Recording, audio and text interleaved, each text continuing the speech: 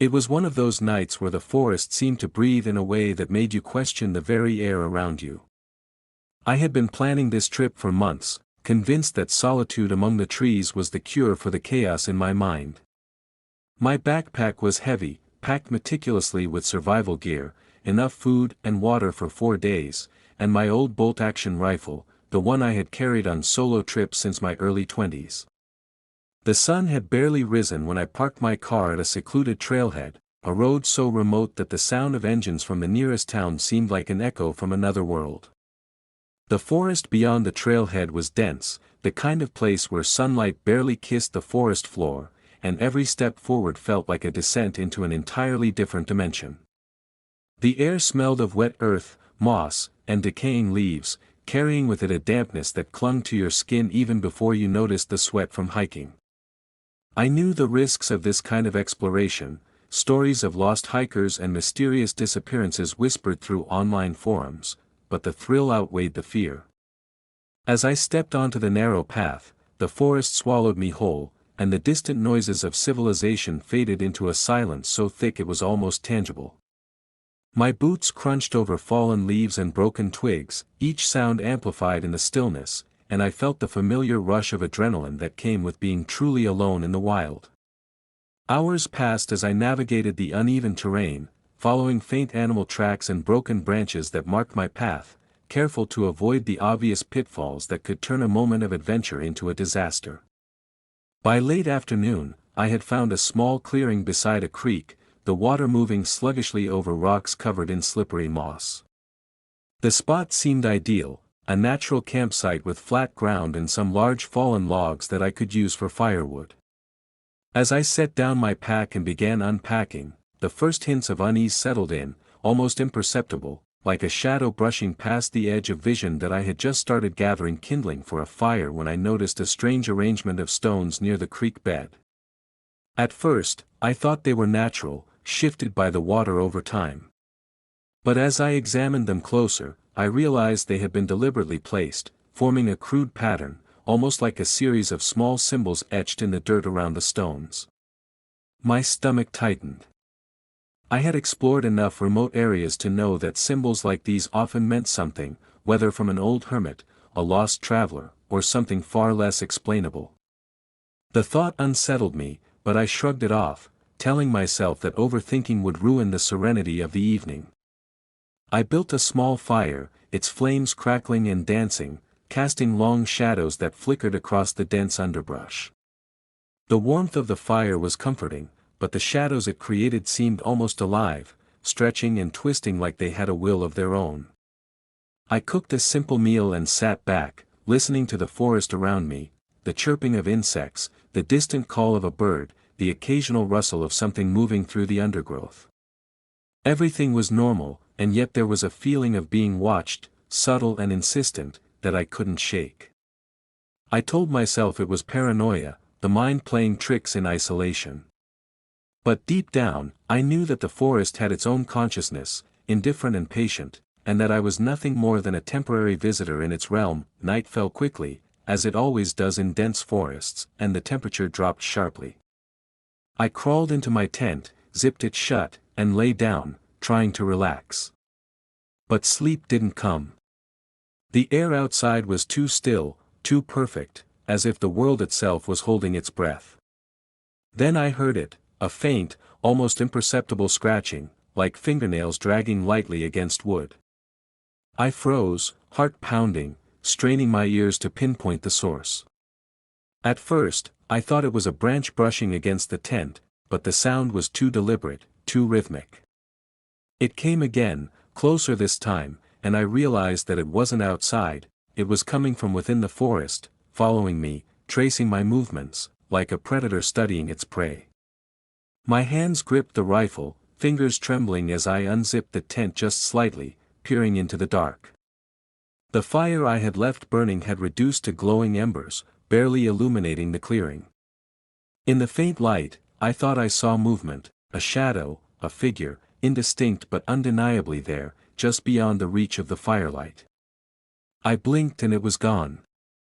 My rational mind raced. It was probably an animal, maybe a deer or a bear moving silently. But something about the movement, the deliberate pacing, didn't match any animal I knew. It felt intentional, almost intelligent. The hairs on my neck stood on end, and a primal fear I hadn't felt in years gripped me. I retreated further into the tent, trying to convince myself that the forest was still, that nothing had changed. But then came the smell, smoke. Not from my small fire, not from anything natural in the immediate area. A pungent, acrid scent, like something burning far too hot and far too unnatural for a simple campfire. I unzipped the tent fully, stepping out, and immediately caught sight of an orange glow flickering between the trees. My first thought was relief, maybe another camper, maybe someone else exploring. But relief quickly turned to unease when I noticed there were no sounds of talking, no laughter, no signs of life near the fire. The glow moved, subtly weaving through the trees, too deliberate to be random. My pulse quickened. Whoever or whatever it was, they were aware of me. I grabbed my rifle, keeping it leveled but my hands shaking. My mind was a whirlwind of possibilities, an escaped lunatic, a lost hiker, or something far less explainable. The glow came closer, now clearly moving with purpose, never erratic, always precise, and I felt the hairs on my arms stand on end. I tried to make a mental map of its movement, calculating distances, trying to anticipate its approach. I realized then that the forest had become a maze, its familiar trails warped and obscured, and I was hopelessly exposed. The figure, or the presence, stopped suddenly, just beyond the reach of the firelight, perfectly still. I couldn't see anything except the orange glow, yet I had a distinct feeling that I was being studied, evaluated. My instincts screamed at me to run, but every step felt like stepping into a trap. The forest itself seemed to conspire against me, shadows pooling unnaturally, branches snapping at angles that didn't make sense. Then came the sound, low, guttural, a groan that resonated through the trees, vibrating in my chest. Not an animal, not human, but something else entirely, something aware and deliberate. It went on, growing louder, and the glow pulsed in response, as if reacting to the sound of its own presence that I ran. I don't remember deciding to run, only that my legs carried me away from the glow, my breath coming in ragged gasps, the rifle slung tightly against my chest. The forest blurred around me, familiar landmarks disappearing as if swallowed by some unseen force. My foot caught on a root, sending me sprawling, mud and leaves clinging to my skin, but I didn't stop. Behind me, I heard the faint crackle of fire, distant but moving, and the sound of branches breaking in measured, almost human-like steps. The realization hit me, I was not alone, and whatever it was not just following. It was hunting. My mind raced for options. Climbing a tree, hiding in the underbrush, anything, but the forest refused to offer sanctuary. The glow appeared again, ahead this time, hovering as though suspended in midair, illuminating twisted, grotesque shapes in the trees around it. I ran blindly, every instinct screaming danger, yet every step seemed choreographed by an unseen force, guiding me deeper into the woods. Hours passed, or perhaps minutes, time had ceased to be linear. Exhaustion clawed at my body, but fear kept me moving. Eventually, I stumbled onto a clearing, a small, abandoned cabin I had never noticed before despite hiking through this area countless times. The door hung ajar, the structure barely more than a skeleton of decayed wood, yet it promised shelter. I rushed inside, slamming the door, only to find the cabin empty, save for a cot frame, a few cans of rusted food, and the lingering scent of smoke, the same acrid smell I had noticed earlier.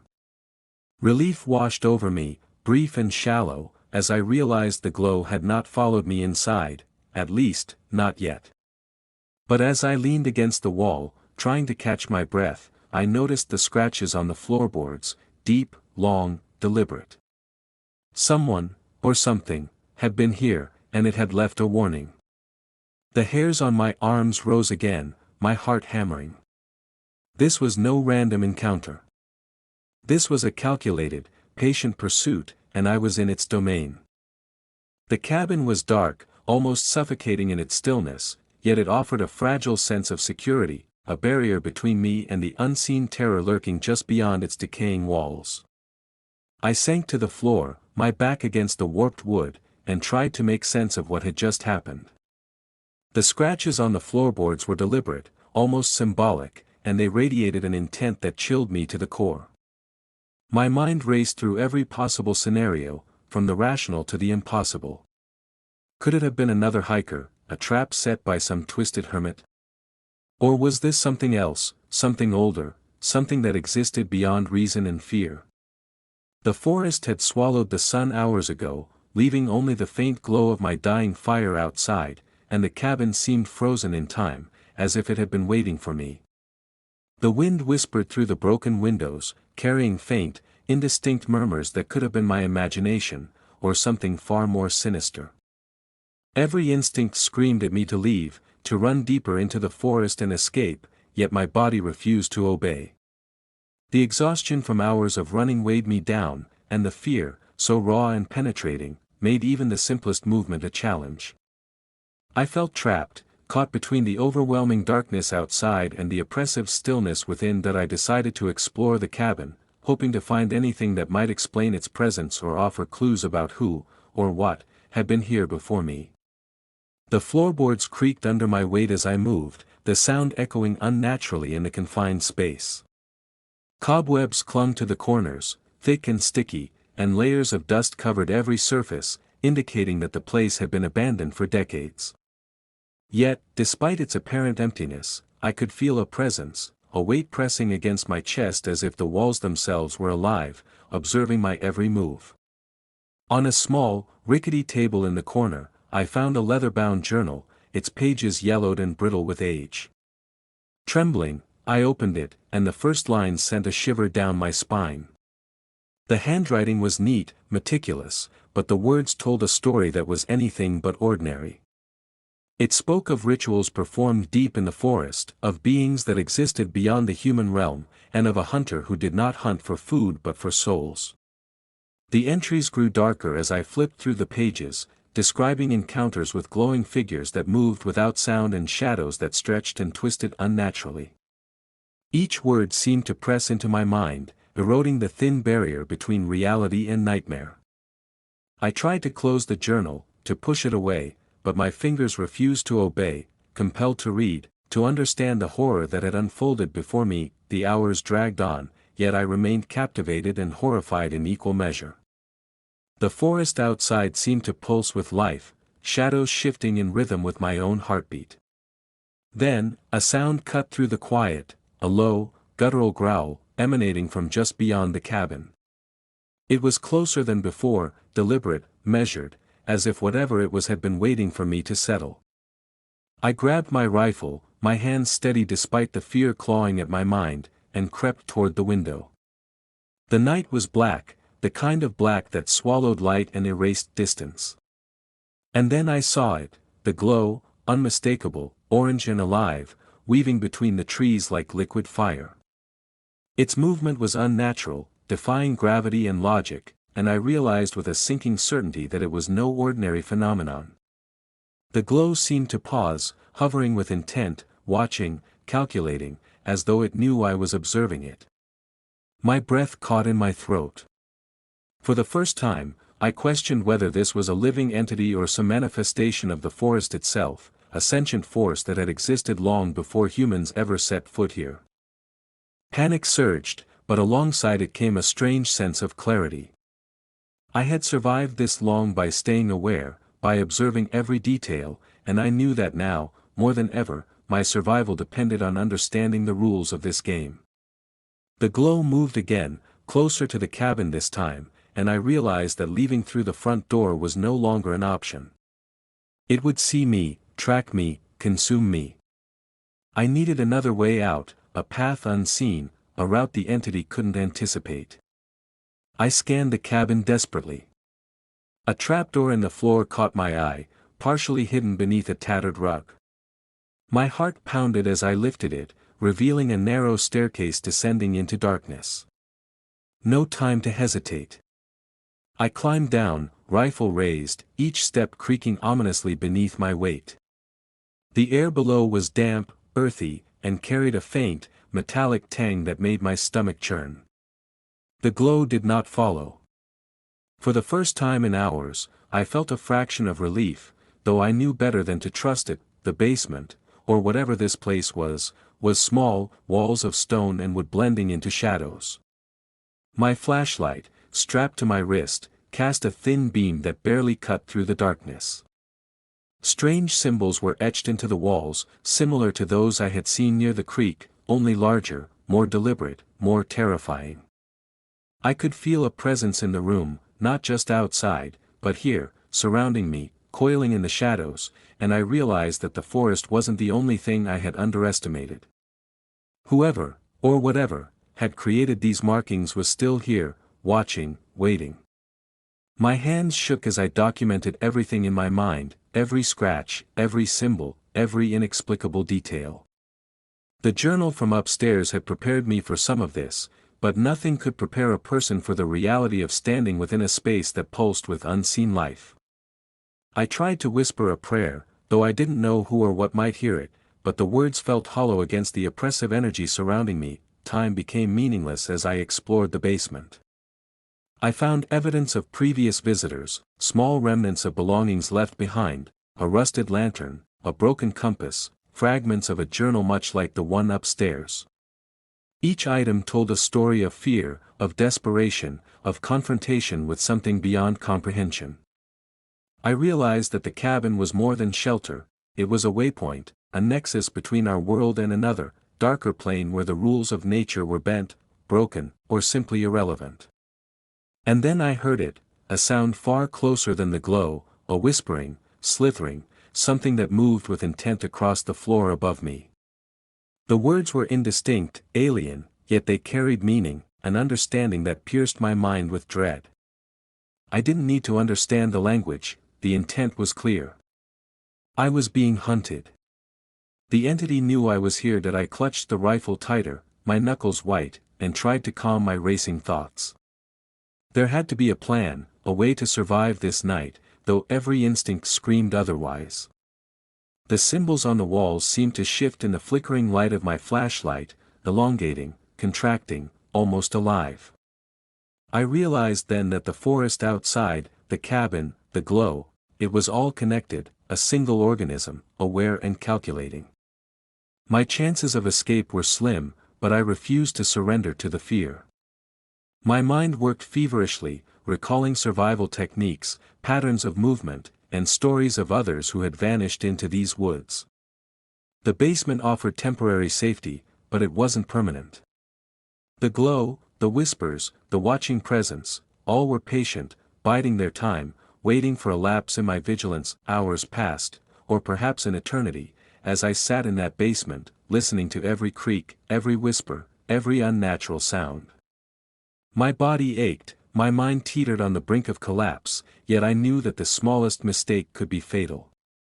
I documented everything mentally, noting the patterns, the rhythms, the moments when the presence revealed itself and when it receded. It was alive, aware, and perhaps even intelligent in a way that defied logic. As dawn approached, a faint light filtered through the cracks above, and with it came a change.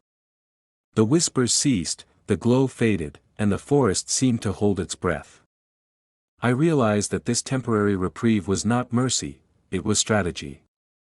The entity had paused, observing, waiting for the right moment to strike again.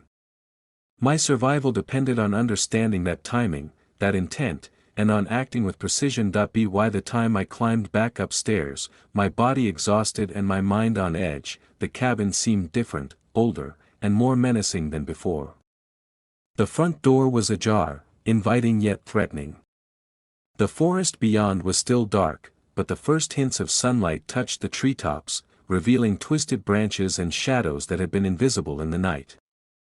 I knew that stepping outside meant confronting the glow, confronting whatever hunted me, and yet remaining in the cabin offered no safety. The decision was mine, and the consequences would be absolute. I gripped my rifle, drew a deep breath, and prepared to face the forest once more, knowing that the events of the past hours were only the beginning, that the real nightmare had yet to unfold. Stepping out of the cabin, the forest greeted me with an eerie silence that felt alive, almost sentient, as though the trees themselves were leaning in to observe my every move. The first light of dawn had begun to pierce the dense canopy above, casting long, distorted shadows across the moss-covered forest floor. The wind whispered faintly, carrying with it a scent of damp earth and decay, as if the forest were exhaling something ancient and malevolent. Every step I took felt measured, as if the ground beneath me was aware of my presence, guiding me, or perhaps warning me. My rifle remained gripped tightly in my hands, my knuckles white, though I was not sure if it offered real protection. The glow from last night's encounter had vanished, but its memory lingered, haunting the periphery of my mind like an echo that refused to fade. My senses were sharpened to an unnatural degree, every rustle of leaves, every snap of a twig, making me flinch, as though each sound heralded the return of the entity that I navigated the narrow path leading away from the cabin, the trees thickening around me, their twisted branches intertwining overhead to create a canopy that blocked much of the morning light. The air was colder here, almost unnaturally so, and a dense fog began to form, curling around the roots and rocks like ghostly fingers. I pressed onward, trying to recall the notes from the journal I had found, fragments of information that might provide guidance, any clue to the rules of this forest. It spoke of rituals and guardians, entities that thrived in darkness, and thresholds between worlds that were perilously thin in this region. Every instinct screamed that I was not merely walking through a forest but through a living labyrinth, a space where the natural laws I had trusted no longer applied. The whispers from last night returned faintly, carried on the wind, almost imperceptible but unmistakably present. They did not speak in words I could understand, but their intent was clear. I was being watched, pursued, and tested. As I continued, I came across remnants of previous travelers, broken tents, rusted cans, scraps of clothing partially hidden beneath fallen leaves. Their presence was a grim reminder that I was not the first to wander here and that survival was uncertain. Some items bore strange symbols etched into them, similar to those in the cabin's basement, but distorted, almost as if they were alive and had been altered after being abandoned. The thought made my stomach churn. It was no longer merely a matter of escape, this forest wanted something from me, demanded a reaction, and tested my courage and resolve in ways I could scarcely comprehend.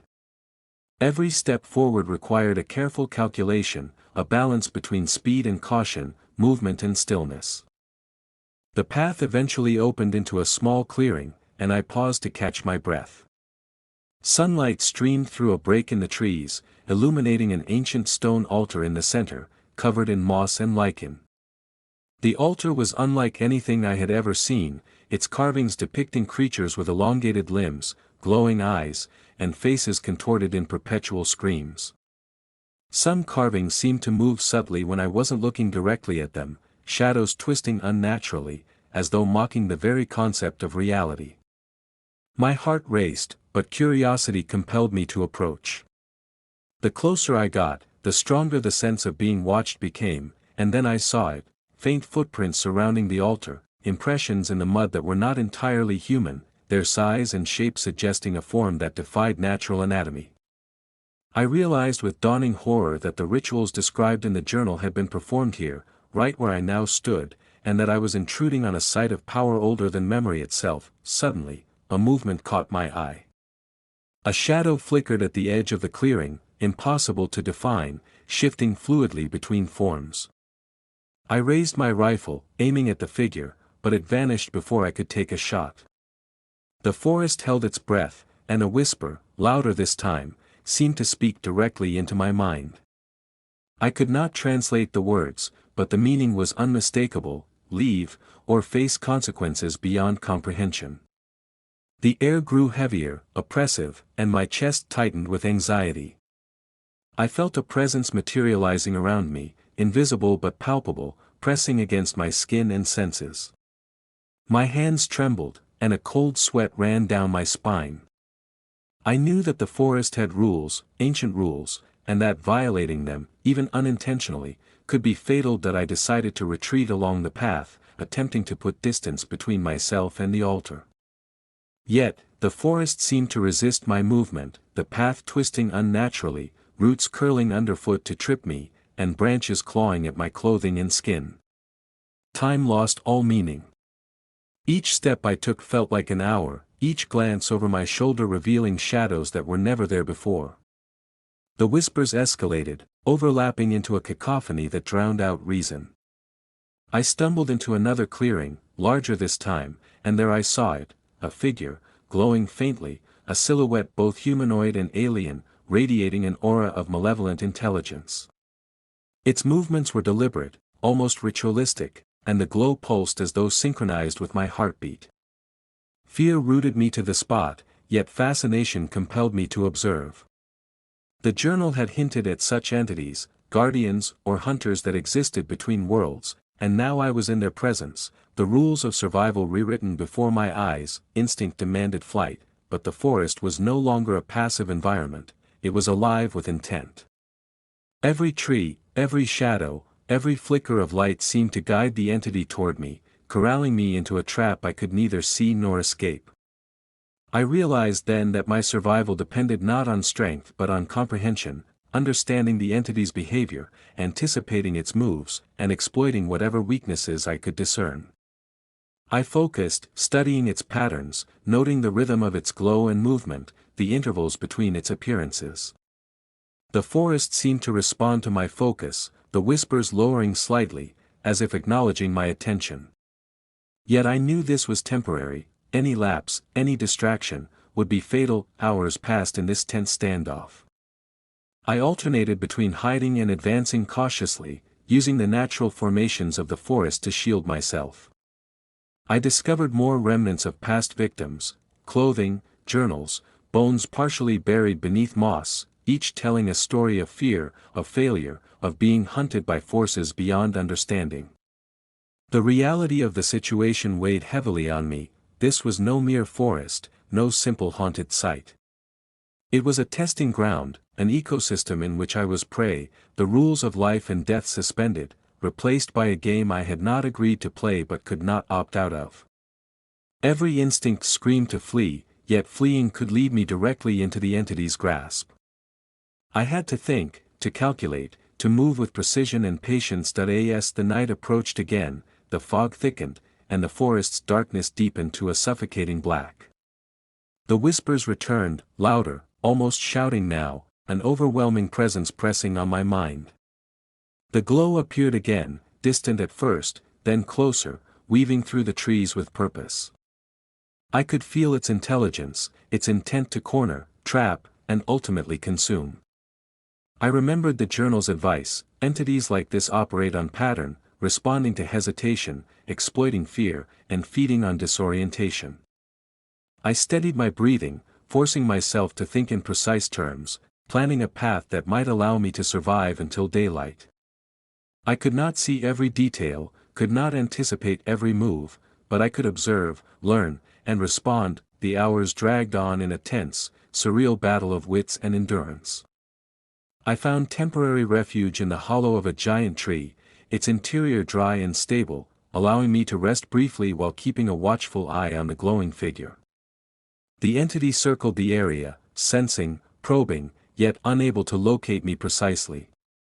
I realized that my ability to survive depended on using the environment creatively, exploiting the anomalies of the forest, and maintaining an unbroken focus. Each breath, each heartbeat, was a measure of control, a testament to the fragile line between life and death in this unnatural place. By the time dawn broke again, a pale, ghostly light filtering through the trees, I had moved closer to the forest's edge. The glowing figure had vanished, leaving only traces, disturbed earth, broken branches, and an oppressive silence that hinted at its lingering awareness. I knew I had survived the night, but survival had come at a cost: exhaustion, fear, and a deep understanding that the forest was alive, patient, and intelligent. The experience had changed me. I was no longer merely a wanderer but a participant in a game far larger than myself, a world governed by rules I barely understood. The path ahead remained uncertain, and the forest would continue to test, to watch, and to shape me. I realized then that the story was far from over, the forest's intent was far from complete, and the horrors it held were only beginning to reveal themselves.